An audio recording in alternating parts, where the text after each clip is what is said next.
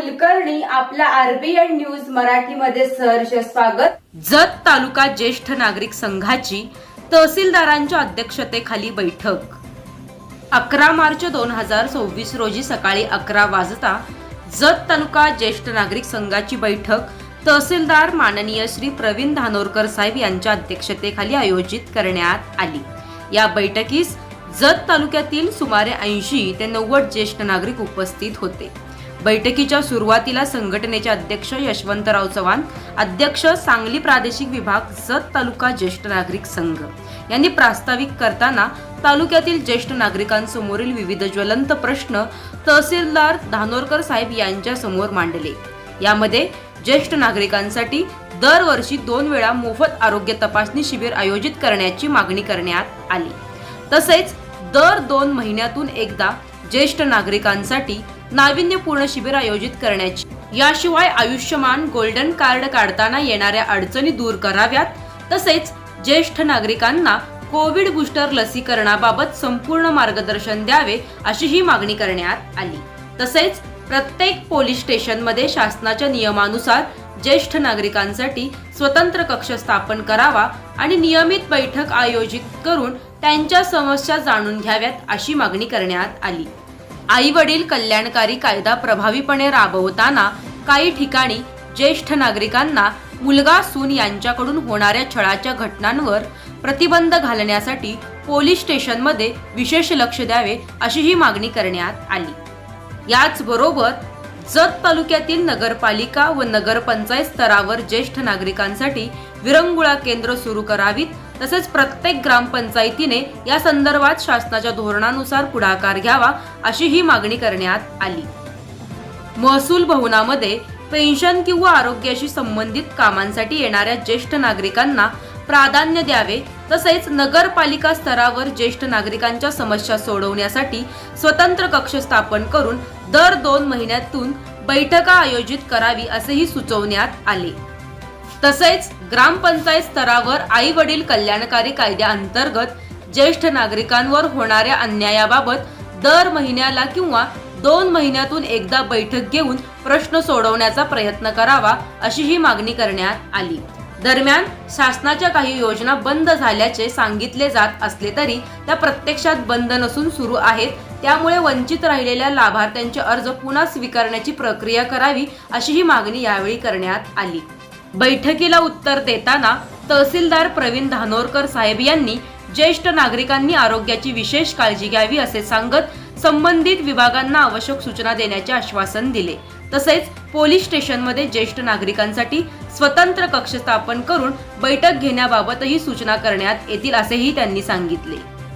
तसेच एसटी महामंडळाच्या prepaid card योजनेबाबत सखोल अभ्यास करून आवश्यक ती कार्यवाही करण्याबाबत चर्चा करण्यात आली।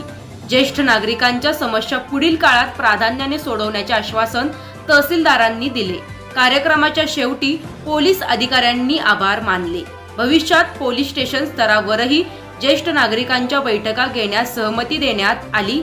या बैठकीस ज्येष्ठ नागरिक संघाचे सर्व पदाधिकारी तसेच मोठ्या संख्येने ज्येष्ठ नागरिक उपस्थित होते।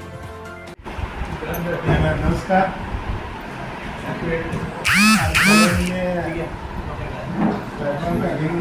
चालू पाहिजे की त्यांचं ते मीटिंग चालू आहे। आम्ही थोडंसं म्हटलं 2 मिनिटं येऊन जायचं आहे। साहेब आधीच मान्य केले आणि या ठिकाणी उपस्थित राहिले त्याबद्दल संघटनेकडून त्यांचा खूप धन्यवाद। सर सुरुवातीला आम्ही गेल्या म्हणजे इलेक्शन महानगरपालिका जिल्हा परिषद इलेक्शनच्या अगोदर आपली मीटिंग झाली। पुन्हा आम्ही साहेबांच्या व्यस्त कार्यक्रमामध्ये आम्ही त्यांना घेण्याचं पण आम्ही विनंती केली नाही। तर इलेक्शन वगैरे सर्व संपल्यानंतर ही आपली पहिली मीटिंग आहे। साहेबांचं यासाठी मी पहिल्यांदा अभिनंदन करतो की साहेबांनी नगरपालिकेला एक योजना दिली होती की आमचा तो एक कनेक्शन बंद होतं ते चालू। काही महत्त्वाच्या समस्या आहेत आता आपण आमच्या 4 महिन्या मीटिंग घेऊ शकलो नाही आम्ही सर्व बिझी होतो। नगरपालिका जिल्हा परिषद डिपार्टमेंट बिझी होतो। परंतु पुढे 4 महिन्याला मीटिंग होईल याची मी खात्री देतो। आता त्यामध्ये आपले सर्व ऍक्ट आहेत ज्येष्ठ नागरिकांसाठी आपली national council for senior citizen आहे किंवा old age person policy 1999 senior citizen maintenance act आहे तो 2007चा. हे सगळे ऍक्ट लेटर अँड स्पिरिटमध्ये सगळ्यांनी फॉलो केले पाहिजे सगळे डिपार्टमेंटने, असं मी आवाहन करतो. दिव्यांगासाठी सुगम्य भारत अभियान हा कायदा आहे, राष्ट्रीय वैश्विक योजना आहे, या सेंट्रल गव्हर्नमेंटच्या योजना आहेत सर्व आरोग्याच्या असतील किंवा समाज कल्याणाच्या असतील, हे सर्व प्रॅक्टिकली त्यांनी फॉलो केलं पाहिजे. त्यांना काही महत्त्वाच्या समस्या सांगितल्या त्यामध्ये आरोग्य रिलेटेड असतील. माझ्या ठिकाणी अध्यक्षांनी DH मॅडम दोघे आहेत, दोघांना एक विनंती आहे की प्रत्येक PSCला आणि आपल्या RSला महिन्यात एक तरी कॅम्प दिव्यांगासाठी त्यांनी घ्यावा, दिव्यांग आणि ज्येष्ठांसाठी घ्यावा, एकत्र घेता चालेल. त्यामध्ये तपासणी असेल, त्या नवीन योजनामधून मार्गदर्शन असेल, कार्ड काढणं असेल, समजा आपलं आयुष्यमान भारत कार्ड काढणं असेल, त्याबद्दल त्या गोष्टी व्हाव्या आणि त्या आता काही त्यांनी सांगितलेल्या गोष्टी असतील ते या महिन्यामध्ये इम्प्लिमेंट झाल्या पाहिजे. दर महिन्याला मीटिंग होती, या मीटिंगमधले विषय पुढच्या मीटिंगमध्ये रिपीट व्हायला नको असं मला वाटतंय. पुढच्या मीटिंगमध्ये नवीन प्रॉब्लेम येतील, त्या प्रॉब्लेममध्ये आपण काम करू. आम्ही ते असं माझं मत आहे. दर महिन्यामध्ये नवीन प्रॉब्लेम असावे त्यांनी सोल्युशन आपण काढूया. त्यानंतर नगरपालिकेचं आहे, नगरपालिकेने आता बजेट कमी असेल परंतु शासनाकडे तुम्ही मागणी करा. त्यांचं मिरवणूक केंद्र असेल, लाईटचा विषय सांगितला त्यांनी, त्यांना स्वच्छता असेल आणि तुम्ही पण बाकीच्या डिपार्टमेंटने फार 2 महिन्यात त्याचा बरोबर बंदोबस्त करावा. कुत्री पण आहेत त्याचा विश्राम चालू होतो. तुम्ही शासनाला कळवा, पैसे नसेल तर कलेक्टर साहेब, आमदार साहेब यांच्या मार्फत तुम्ही कळवून ते त्याचा बंदोबस्त करावा. आणि सर्व डिपार्टमेंटने कमीत कमी 2 महिन्यात तुमच्या डिपार्टमेंटला मिटिंग घ्यावी. आम्ही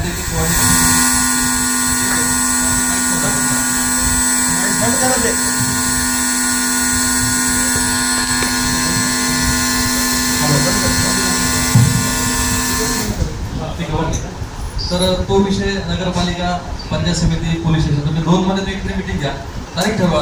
दर महिन्यात पहिल्या मंगळवारी किंवा दर 2 महिन्यात तो विषय करावा. पोलीस डिपार्टमेंटने मागे आपण ज्येष्ठ नागरिक एकटे राहतात तिकडे राहून मारायचा ठरवलं आपण, तो करावा. त्याच्यानंतर दिव्यांग किंवा ज्येष्ठ नागरिक तुमच्या पोलीस स्टेशनमध्ये गुन्हा दाखल करत नाही किंवा काही तक्रार घेऊन आला त्यांना पहिली प्रायोरिटी द्यावी, या गोष्टी तुम्ही कराव्यात. आणि थोडं राऊंड मारलं दहा करेल, कारण आता कसं आहे ओल्ड एज पर्सन असतात, आपण त्यांचं खूप आयुष्यामध्ये योगदान असतं, परंतु आजकालचे तरुण आहे किंवा नवीन जनरेशन झाले कृतज्ञता विसर चाललेली आहे, डिव्हिजन थ्रो पॉलिसी झालेली आहे. त्यामुळे काम संपलं, आता तुम्ही काय करायचं ते करा असा विषय चालू आहे. पण त्यांनीच आपल्या भारताचं भविष्य घडवलेलं आहे आणि त्यांना आपण आता सांभाळणं सगळ्यांनी महत्त्वाचं आहे. आपण ओव्हरऑल तालुक्याचे पालक म्हणून सर्व आपली पण जबाबदारी आहे की जसं त्यांनी आपली लहान असताना काळजी घेतली तसं ज्येष्ठ नागरिकांची आपण आता सगळ्यांनी काळजी घेतली पाहिजे. बाबा त्यांच्या ज्या ज्या समस्या असतील त्या सर्वांनी हे कराव्या. पुरवठा डिपार्टमेंट आहे, आपल्या वृद्धांच्या आणि दिव्यांगाचे जे काही कार्ड असतील, नांदेड असेल किंवा कार्ड ऑनलाईन असतील, ते वाटतं महिन्यातून एक स्पेशल ज्येष्ठ नागरिक आणि दिव्यांगासाठी एक दिवस तुम्ही दर महिन्यात तुम्ही कॅम्प लावावा आणि त्यांचे प्रॉब्लेम मार्गी लावावे. सेम आमची डिपार्टमेंटची संजय गांधी योजना आहे, धोरबा साहेब आपल्या दोघांचं काम चांगलं आहे. तरी पण अजूनही कोणी वंचित असतील प्रत्येक गावामध्ये, आता आपण महाराज अभियान राबवतो प्रत्येक मंडळामध्ये. आता या वर्षी या आठवड्यात कुंभारीला आहे, तिथे पण काही दिव्यांग ज्येष्ठ नागरिकांचे प्रश्न असतील तिथे घेऊन यावे. आमचे सर्व डिपार्टमेंट पण त्या ठिकाणी येणार आहेत.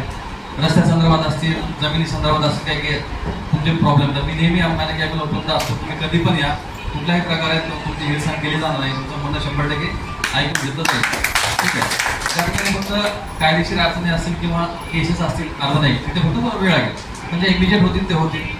त्यानंतर बाकीचे डिपार्टमेंट आले, कुणी अजून नगरपालिका झाले, पंचायत समितीचा एक महत्त्वाचा विषय आहे. प्रत्येक ग्रामपंचायत लेवलला आता चव्हाण साहेबांनी सांगितल्याप्रमाणे मिटिंग व्हावी. त्यानंतर ग्रामपंचायत लेवलला पण विरंगुळा केंद्र व्हावं.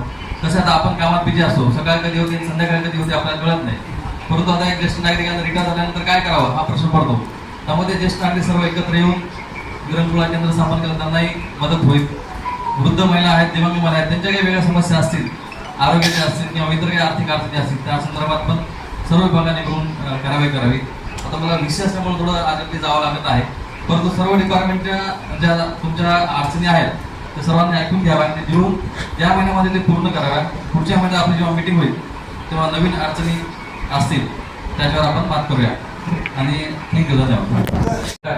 त्यामुळं कुठलीही चिंता सध्या तरी नाही या सिलेंडर तुटवड्याची.